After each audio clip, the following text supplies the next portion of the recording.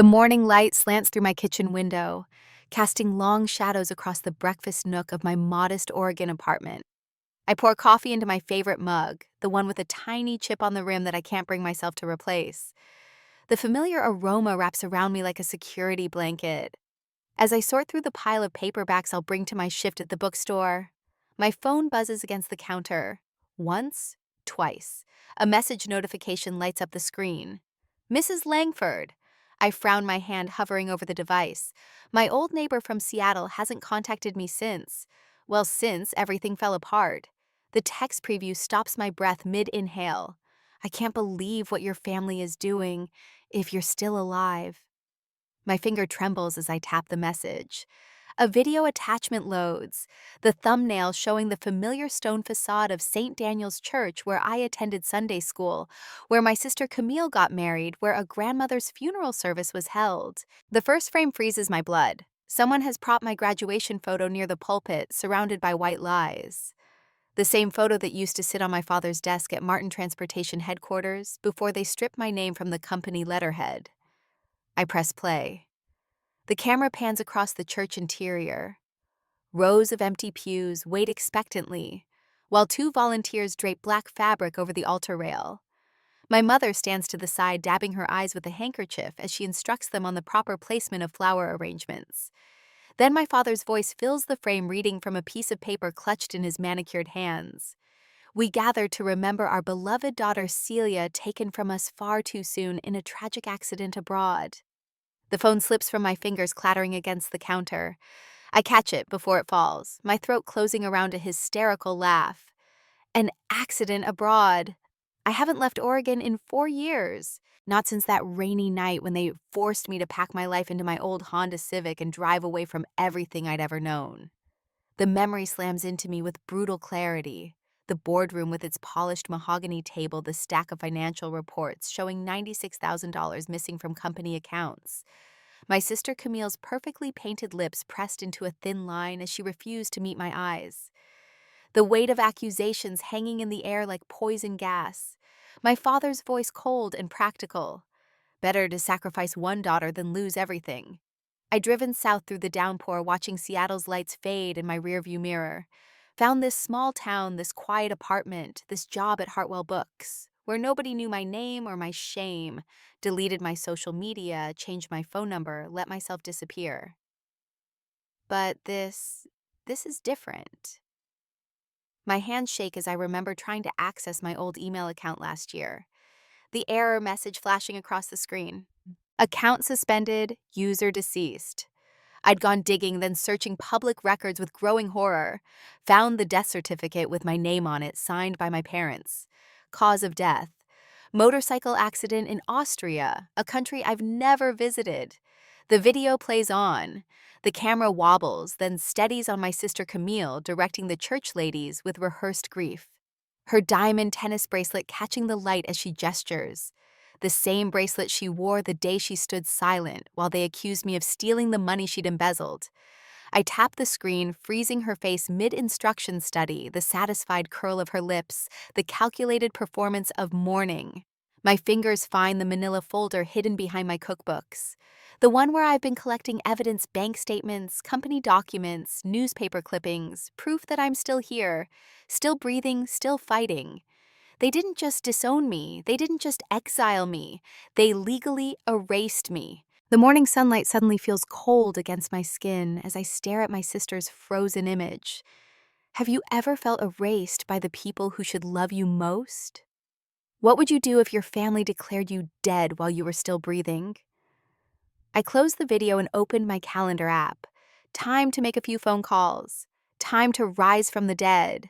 Later that day, my laptop screen glows in the darkened apartment, casting a harsh light across the scattered papers covering my desk. Public records fill my browser tabs. Death certificate, estate notices, probate filings. Each document bears my name in cold official type. My shoulders ache from hours of searching, but I can't stop reading.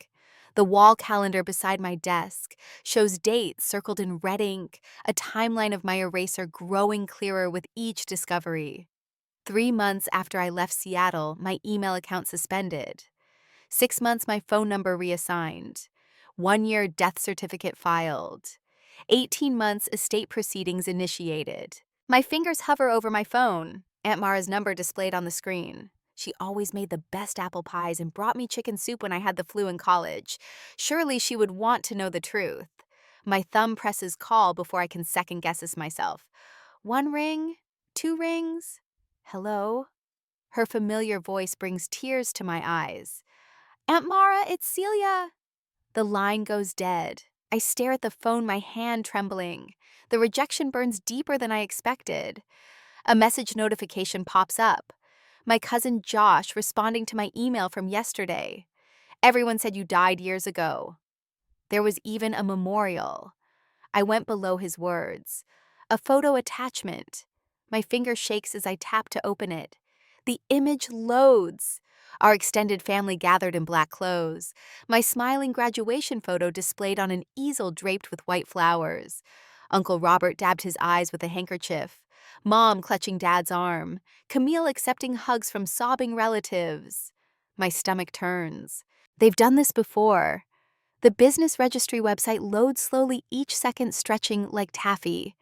I scan through document after document until there my throat closes. My 22% ownership stake in Martin Transportation transferred to Camille exactly 6 months after my death. The date burns into my vision, the 15th of March 2021. Another tab holds my grandparents' trust fund documentation. The words blur, then snap into focus. Ownership managed by parents until beneficiary reaches age 30. I'm 35 now. 5 years of dividends gone. Numbers march across my screen. Quarterly payments, stock splits, profit sharing. $140,000 paid to Camille since the transfer. The cost of her new house in Madison Park. Her destination wedding in Maui. My inheritance is funding her perfect life while I ring up paperbacks for minimum wage. I collected all the documents and waited for morning to come. I will not sit and watch them treat me as dead forever. The next morning, the civil attorney's office in Portland smells like leather and lemon furniture polish. Papers spread across his mahogany desk. My passport with recent stamps, tax returns showing steady employment, pay stubs from Hartwell Books, bank statements proving I'm alive and functioning in society. This is extraordinary. His wire-rimmed glasses catch the afternoon light as he examines each document. Fraud, forgery, and financial abuse clearly documented. He looks up, eyes sharp with professional outrage. Will file to revoke the death certificate immediately. The sun has set by the time I climb the stairs to my apartment. A white envelope lies on the welcome mat. No return address. Inside, heavy cream paper bordered in black. In loving memory of Celia Ann Martin Memorial Service this Sunday, 1000 a.m., St. Daniel's Church, Seattle. I walk to my bedroom mirror holding the invitation against my black dress. The reflection shows a woman I barely recognize, stronger, steadier, ready. My hands smooth the fabric as I imagine their faces when I walk through those church doors. The briefcase by my bed holds every scrap of evidence organized chronologically. Bank records proving the original embezzlement. Transfer documents showing how they stole my inheritance. Proof that I never left the country, never owned a motorcycle, never died in an accident. I call my attorney immediately. You've built an airtight case. My attorney's voice holds quiet satisfaction as we review the final preparations through the phone. The death certificate will be revoked. The asset transfers were invalidated. They'll face serious consequences. My voice comes out stronger than I expect. I'm not just going to file paperwork. I'm going to face them. The next morning in his office, he helps me prepare additional documents, sticky notes marking signature lines. Maximum impact, he says, but everything is completely legal. I practice my words in front of the mirror each night, watching my voice grow more confident, my spine straighter. The scared daughter they cast aside transforms into something else entirely. A woman claiming her justice. Now justice leads me back to the place where silence once lived. The Seattle skyline appears through my windshield. Familiar spires against gray clouds. St. Daniel's Church spire rises above the trees. Its bell tower where I used to watch sunsets as a teenager. My hands tremble on the steering wheel despite my white-knuckled grip. Would you have the courage to walk into your own funeral, to face the family that tried to erase you. What would you say to people mourning someone who isn't even dead? The church parking lot fills with expensive cars. My old life parked in neat rows. I went to the hotel straight from the airport to rest and prepare for the D-Day. The Sharon's bathroom mirror reflects a woman I barely recognize. My fingertips trace the outline of my face, searching for familiar angles beneath the careful makeup. Behind me, the hotel bed disappears under a scatter of documents, financial records, social media screenshots, newspaper clippings, evidence of a life I'm supposed to have left behind. A Seattle Times article catches my eye on a smell desk next to the bed. Martin Transportation expands West Coast operations. The photo shows my father cutting a ribbon, Camille beaming at his side. Her diamond tennis bracelet glints in the flash of cameras, the same one she wore the day she watched them exile me. My phone buzzes. Instagram notification. Another photo of Camille living her best life, stepping out of a new Mercedes, shopping bags hanging from both arms. The caption reads, "Retail therapy blessed." The comments overflow with heart emojis from our old social circle. None of them questioning how a mid-level marketing manager affords a lifestyle that would strain a CEO's salary. The stack of emails makes my stomach clench. Formal discussions between family members about Celia's estate, legal documents transferring my grandfather's trust fund, dividend statements showing payments to accounts I never controlled. Below them all, the Civic Leadership Award presented to my parents last month for exemplary family values in business. A knock at the door of my hotel room stops my bitter laugh. I check the peephole, then unlock the deadbolt. Marcus Chen slips inside his accounting department badge, still clipped to his belt. 10 years as Martin Transportation's lead auditor have added silver to his temples, but his eyes still hold the same sharp intelligence. Jesus Christ, Celia! He stands, frozen briefcase dangling from nerveless fingers. When you called, I thought someone was playing a sick joke. Good to see you too, Marcus. I gesture toward the desk chair. Coffee? He shakes his head, still staring. 4 years they told us you died in a motorcycle crash. There was a memorial and everything. Technically, there were 2 memorials. I pour coffee anyway, needing the familiar ritual. Tomorrow makes 3. Marcus sets his briefcase on the desk with careful precision. The latches click open like gunshots in the quiet room. I brought what you asked for. Internal audit records, transaction histories, everything from the quarter. When he pauses. When you left, when they forced me out, I correct gently. The papers he spreads across the desk tell the story in cold numbers. Money siphoned through shadow accounts. Camille's fingerprints all over the transfers she blamed on me. I'll testify, Marcus says suddenly, about the embezzlement accusations, about all of it. The coffee scalds my throat. Memory flashes. 12-year-old Camille crying in the school bathroom, mascara streaking her cheeks. 8th-grade girls can be cruel. I had stood between her and those bullies, small fists clenched. Nobody hurts my sister. My reflection watches me set down the cup. The woman in the mirror looks composed, professional. Only I can see the irony twisting her mouth. I touch the small gold brooch pinned to my lapel. Delicate leaves surrounding a single pearl. Grandmother's voice echoes across years. Truth needs courage, sweet girl, more than love sometimes. Later that night, the journal on my nightstand holds weeks of preparation. Pages of scenarios, mapped out responses, practiced contingencies planned. Tear stains blur some of the ink. Not from grief, I finished grieving the family I thought I had. These tears fell as I wrote about what family should mean, about the difference between blood and loyalty, about justice being more vital than reconciliation. My hands steady as I sort documents into the presentation folder. Clear plastic sleeves protect each piece of evidence. My own death certificate, financial transfers, trust fund paperwork, everything organized with surgical precision. The D-Day has finally come. The black sheath dress hanging in the closet fits perfectly, projecting authority without flash. I stand before the mirror, practicing my opening lines. Not for drama, for impact. The folder balances in my palm like a shield. The phone rings. Lisa's name lights up the screen. My lifeline back in Oregon. I'm 5 minutes from starting my shift, she says without preamble. Just wanted to say I'm here if you need me. And Celia, make them remember why they were afraid enough of you to do this. The recording device test properly tucked discreetly in my purse. Everything prepared, everything in place. Just a final reconnaissance to complete. I leave the hotel heading to the church. St. Daniel's Church looks smaller than I remember, shadows stretching across its brick facade in the Saturday evening light.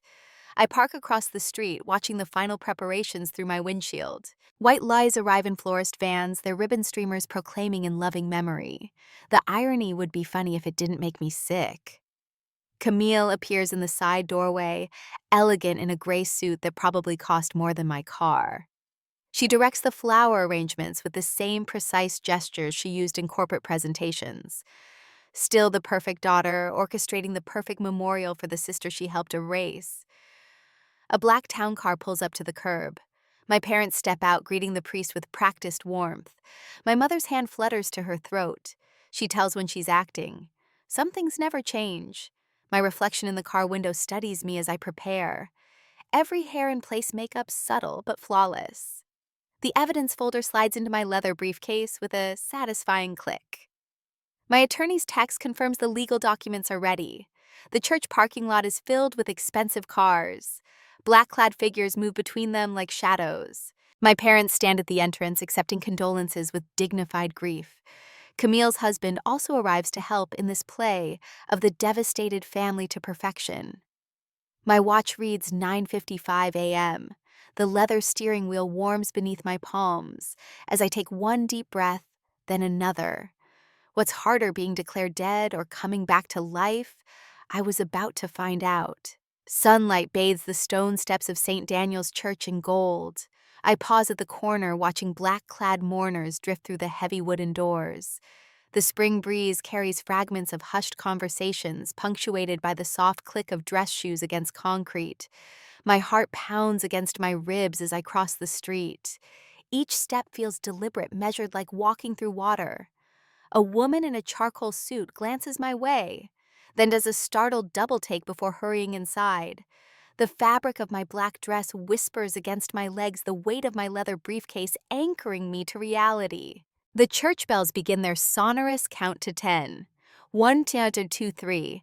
My fingers find grandmother's brooch at my collar, trace the delicate silver filigree.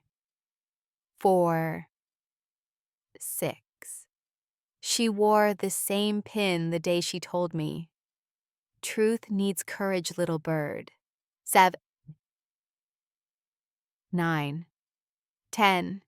The final toll fades into silence as I reach the top step.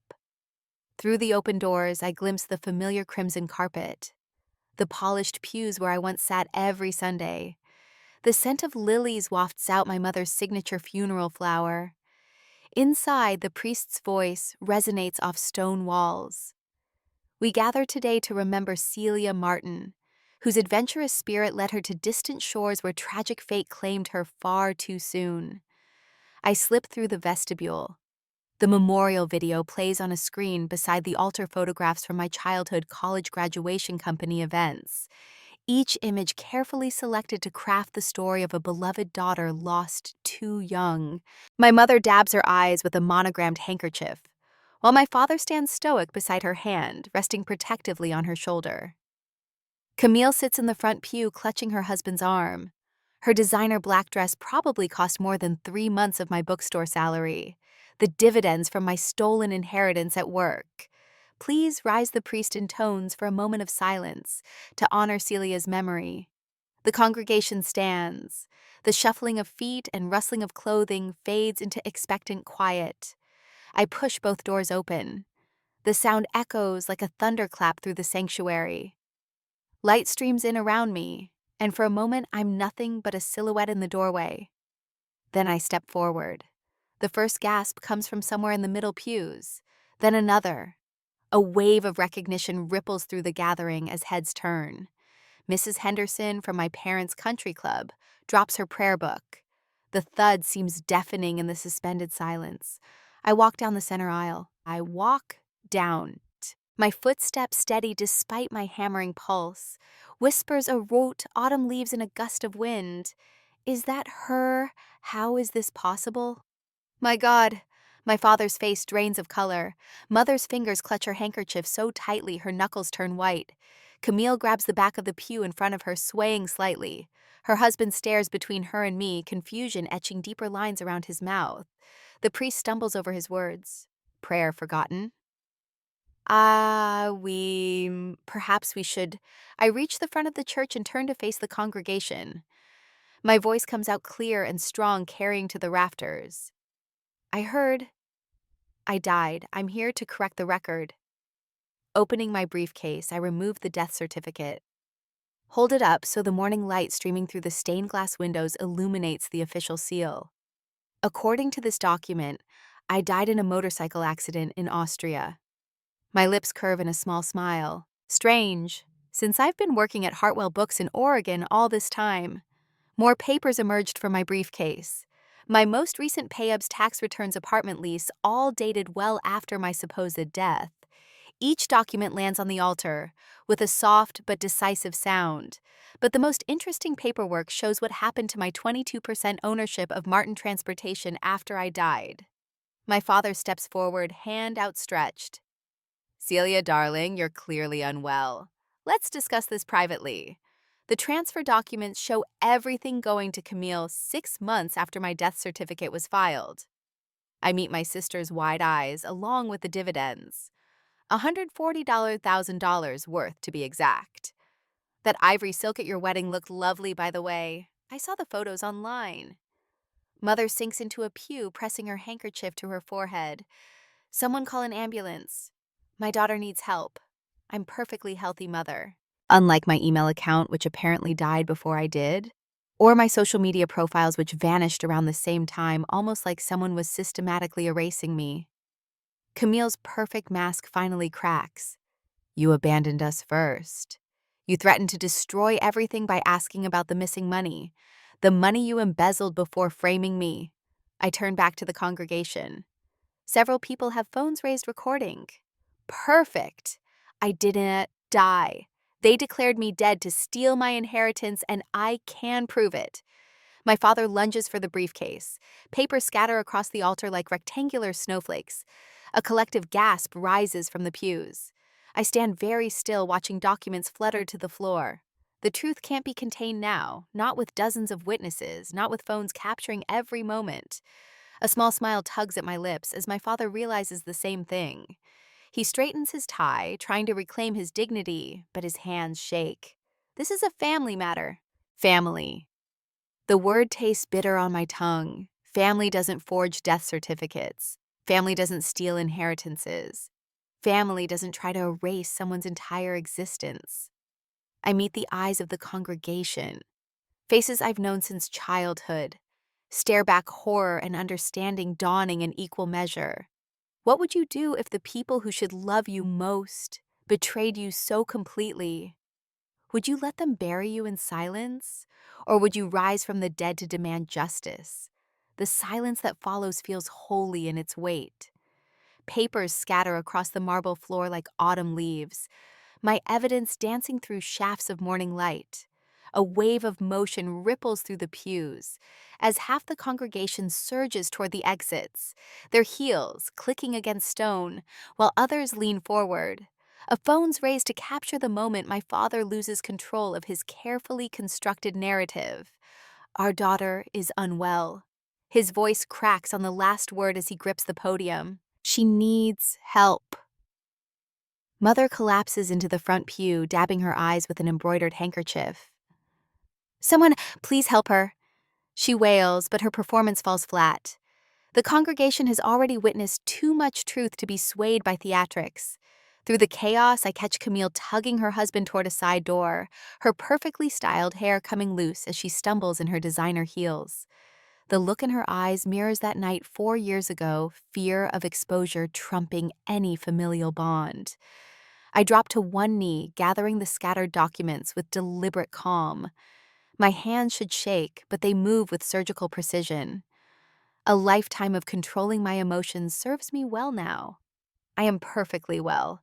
My voice carries through the sanctuary without effort, filling the sacred space that once welcomed our family every Sunday. I hold up my passport, then a recent photograph. In fact, I'm very much alive. The congregants who remained pressed closer, abandoning any pretense of proper church behavior. Several phones record my every move. Let them. The truth deserves witnesses. They declared me dead to steal my inheritance. I face the congregation directly, meeting their wide eyes. The death certificate says I died in a motorcycle accident in Austria. Strange, since I've been working at a bookstore in Oregon this whole time. Father lurches forward. Sweetheart, please let's discuss this privately. Like we discussed the missing money privately. The words taste sharp on my tongue, like we discussed how Camille's embezzlement would ruin the family name. A collective gasp ripples through the church. Near the back, Mr. Patterson, our longtime company accountant, pales visibly. He would know exactly how the numbers were manipulated. Mother abandons her fainting couch pose, genuine panic replacing her manufactured distress. Richard, do something. But Father's authority dissolves as his business associates whisper among themselves. Years of carefully curated respect crumbling in real time. Several church board members huddle near the altar, their disapproving faces saying everything their polite upbringing won't let them voice. Celia. A wavering voice breaks through the tension. My childhood Sunday school teacher steps forward, her lined face etched with concern. We mourned you. They told us we sent flowers to Austria. I know, Mrs. Reynolds. My voice softens. They lied to everyone. The heavy oak doors swing wide. My attorney enters, briefcase in hand, his measured footsteps echoing through the chaos. Right on schedule. The congregants part before him like the Red Sea. I have here, he announces, lifting a thick manila envelope, a motion to revoke the fraudulent death certificate. Additionally, we're filing criminal charges for identity theft, financial fraud, and misappropriation of assets. Camille freezes halfway to the exit. You can't prove anything. I meet my sister's gaze. The trust fund grandmother left me. The company shares transferred after my death. The dividends you've collected. Did you really think I wouldn't find out? You abandoned the family first. Camille's voice rises shrilly. When you threatened to expose the missing money, I cut her off. The embezzlement you pinned on me. My voice remains steady, but my grandmother's brooch burns against my collarbone. I didn't abandon anyone. I was forced out for questioning the corruption. A church board member rises, his granite face carved with decades of moral certainty. Martin Eleanor, what have you done? Father's shoulders slump. Mother sinks into the pew. All pretense abandoned. And Camille's sister, who I once protected from playground bullies, backs away like I'm the monster she pretended died in a foreign land. My attorney distributes copies of our legal filing to the stunned church leadership. I gather my remaining documents, tucking them into my briefcase with measured precision. The time for exposure has passed. Now justice will take its course through proper channels. I turn to face my family one last time. You didn't just disown me. You tried to erase me completely. The words emerge not in anger, but as simple truth. Family may be where wounds start, but truth is where healing begins. Pivoting toward the door.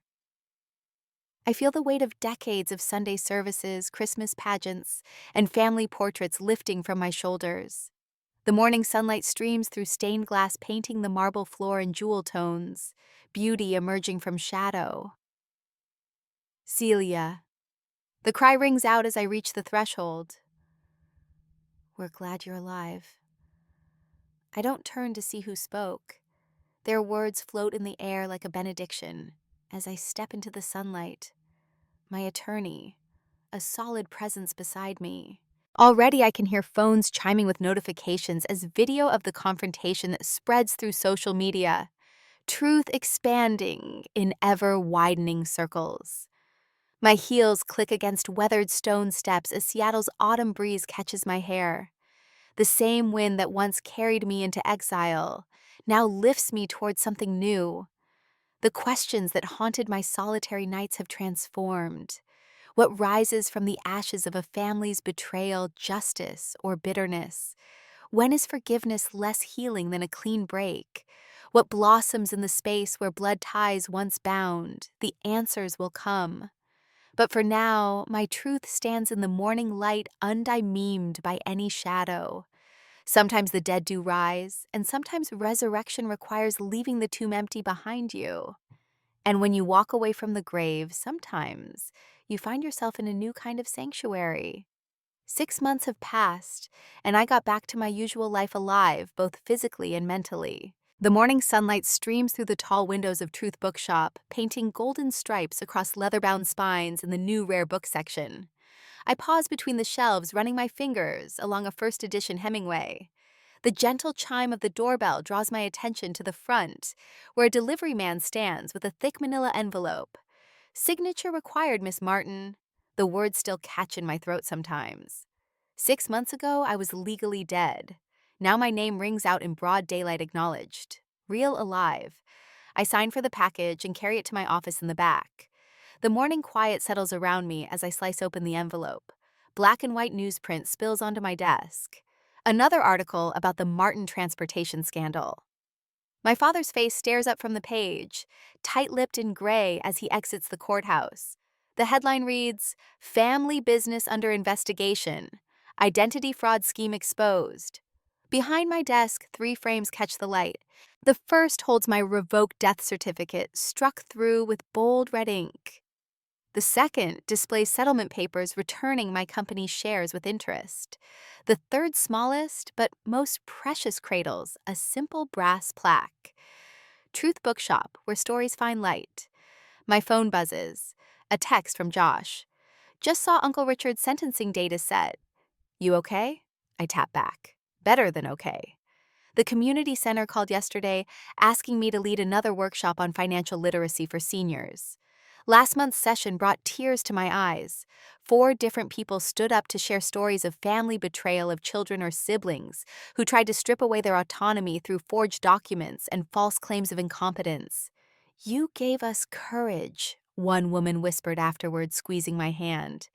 "If you could stand up in that church and reclaim your life, maybe we can too." My journal sits open on the desk, today's entry half finished. The pages chronicle my journey from that first shocking video of my memorial service to this moment of hard-won peace. Letters from strangers who face their own battles fill a drawer beneath. Each one a reminder that truth creates ripples we can't predict. The bell chimes again. I look up to see Aunt Mara in the doorway, her silver hair caught in morning light. 6 months ago, she thought I was dead. Now she brings fresh scones every Thursday.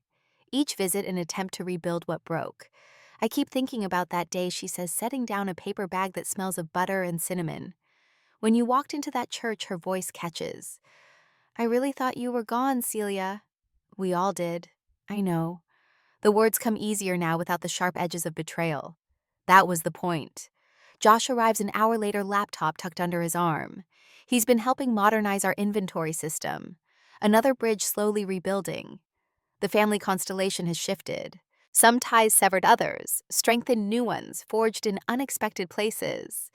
My small staff has become more than employees. We share meal secrets, celebrations family chosen rather than inherited. The afternoon mail brings official notice of the final settlement. I've already decided where part of it will go. A scholarship fund for students who've overcome family adversity. The Truth Seekers Grant. My grandmother would have liked that. I pour my afternoon coffee into the same chipped mug I used the morning everything changed. The familiar aroma wraps around me, but the trembling hands that once held it have steadied. My phone buzzes with good news now. Workshop confirmations, rare book acquisitions, messages from the growing network of people working to strengthen identity protection laws. The brooch that once belonged to my grandmother gleams in its shadow box on the wall, words etched beneath in simple script. "Truth needs courage." Customers often ask about it and about the framed documents beside it. I tell them the story not because I need to, but because truth creates light for others to follow. When the shop closes, I drive to the cemetery where my grandmother rests. Wind rustles through old oaks as I lay fresh flowers against cool stone. "You taught me that family is about love, not blood," I whisper. The words float away on autumn air, carrying no weight of regret. I haven't tried to reconcile with my parents or ill. Some bridges once burned should stay ash. Sunset paints the sky in shades of amber as I walk back to my car. My shadow stretches long and unbroken across cemetery grass. Presence solid, undeniable. The woman who once hid in a small Oregon town trying to disappear has become someone who helps others become visible. Sometimes you have to die in their world to come back in your own truth. Not all betrayal deserves forgiveness. Some just deserves exposure like photograph paper in a dark room. Images emerging from shadow into clarity. The truth about family is that it can be rebuilt, reform chosen. Blood may determine where your story starts, but courage determines where it leads. What would you burn to protect your dignity? What truth would you speak, even if your voice shook? How many times would you resurrect yourself until the world saw you whole and undiminished, standing in your own light? I start my car, the engines purr, familiar and grounding. Tomorrow brings another workshop, more stories to witness, more light to shine into shadowed places. Some people call it brave, this new life I've built, but bravery implies choice, and truth once seen leaves no other path. You can only be erased if you allow the false story to stand. My name is Celia Martin. I died on paper but lived in truth, and that has made all the difference.